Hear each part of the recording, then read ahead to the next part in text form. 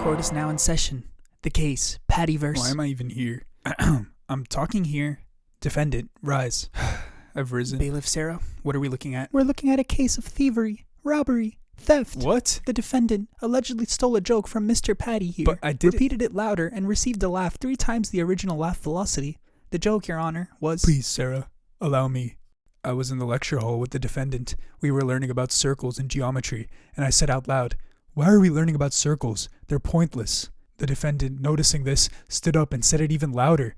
Everyone heard and started laughing. I understand, Patty. Someone get him a tissue. My joke, my precious joke, my handcrafted joke, stolen from me in the blink of an eye. The worst part, Your Honor, there was Huz. I didn't steal your joke. That joke definitely already existed before, and plus, I said it better. Your delivery was kind of like... No offense, but I think if you just let me say it, I could have said it. Silence. Order in the court. Your Honor, I did order your DoorDash in the court. They're just running a bit late. Not that order, Sarah. Where were we? Defendant, now's your chance. Explain yourself. Okay, so I didn't really mean to... Wait, did you make sure that they're bringing ranch? Yeah. I'm not really that much of a ketchup guy. Yeah, he's bringing ranch. Your Honor, should I Okay, order in the court. For real this time, order in the court. Defendant, did you hear Mr. Patty make the original joke? Maybe subconsciously? Subconscious? Son, you said it 15 seconds later like it was the Gettysburg Address. Your Honor, don't people usually come here for like stealing cars or like robbing banks and stuff? All I did was steal a joke. That's not big at all. That's actually tiny. Last time I heard that sentence was in the CBS green room with Judge Judy. The point is, sir, that we're not here for legal reasons. We're here for moral reasons. Well said, Sarah. We live in a world where laws are written down, etched in stone, codified, and enforced by the state. These laws are meant to serve as a foundation for order, to keep us from descending into chaos. But the law, as we all know, is limited. It can tell us what not to do, but it cannot always tell us what we should do. The law might say it's legal to take something, but morality, true morality, asks whether we should take it in the first place. The law does not protect the right to do wrong, no matter how cleverly you dress it up. And while the law may convict you for theft, it will not punish the damage caused by loss of trust or integrity. Only your own conscience can judge that. So, you're saying that... He's saying that this court is a moral court, rather than a legal court. Yeah, and when you stole his joke, it was morally wrong, not legally wrong. What do I care about morals? All I did was steal a joke. That's way less morally wrong than things the top 8% of Americans are doing. It's because you are held with a high standard. Your reputation is not yet tainted. How about what you're doing is morally wrong, Your Honor? What? Convicting an innocent man. I'd like to see your credentials. Where have you worked before this? Well, first a food court, then a tennis court, and now this court. You're not seeing the point. Morals are the backbone of society. Without them, we're just hairless monkeys with credit cards.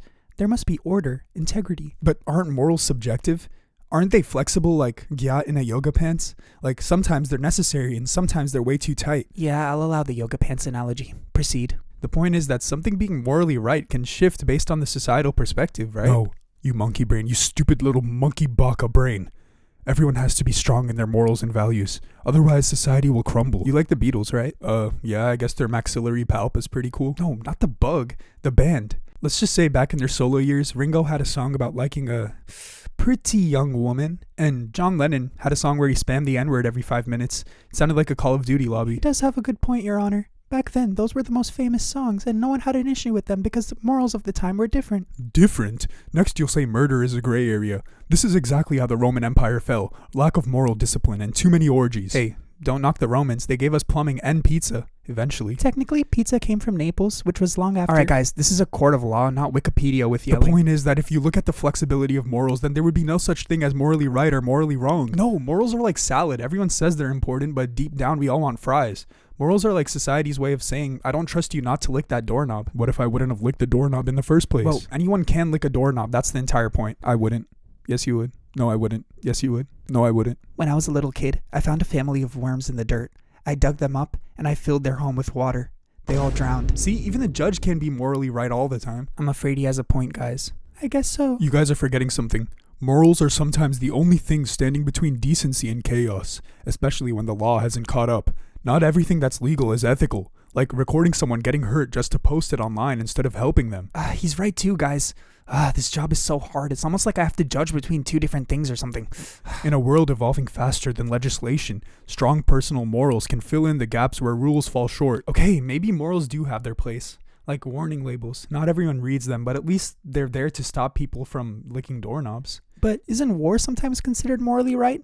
But we're just killing innocent people, dropping bombs and raiding people's houses? Yeah, Your Honor, it's like those worms you were talking about earlier, but with real people. I think that's because humans still have a long way to go. The point is that you are an individual. That's true. And I guess if every individual has a good moral compass, then it compounds and adds up, and the world just becomes a better place. I know, right? It's almost like being good is good and being bad is bad.